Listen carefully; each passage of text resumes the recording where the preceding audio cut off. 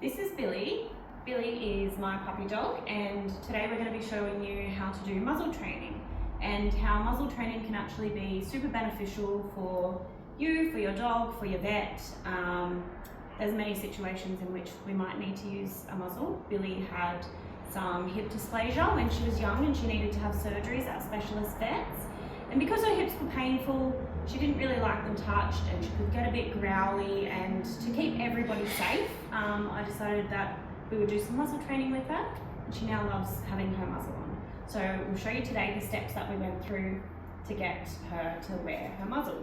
So the first thing I did, I should mention that she's used to this muzzle here, but they can't really breathe very easily if they're panting in these muzzles.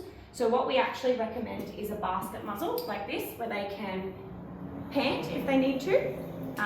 But because she's trained with the other one, we'll use the other one. First thing I did was just get her used to the muzzle. So I popped it on the ground, popped some treats in, and just let her get the treats out and get used to having it near her face. We'll go through the steps more quickly than what you would, but at any point if your dog is looking like they're not enjoying it or anything, you need to pull back, go back a step and just practice that step before you move on to the next. The next thing I did was hold a treat and hold it at the end of the muzzle, so she popped her face in and would get the treat from there. So the muzzle's on. You didn't get that one, did you? Yes, good girl. And then I popped the treat in and lured her into the muzzle.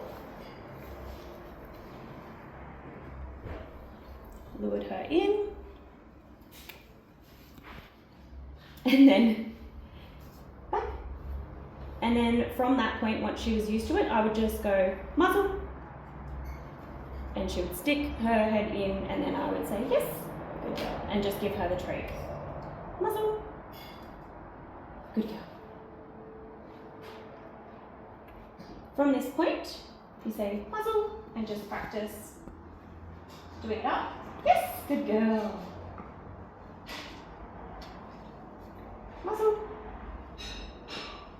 Practice. Yes, good girl. Muzzle.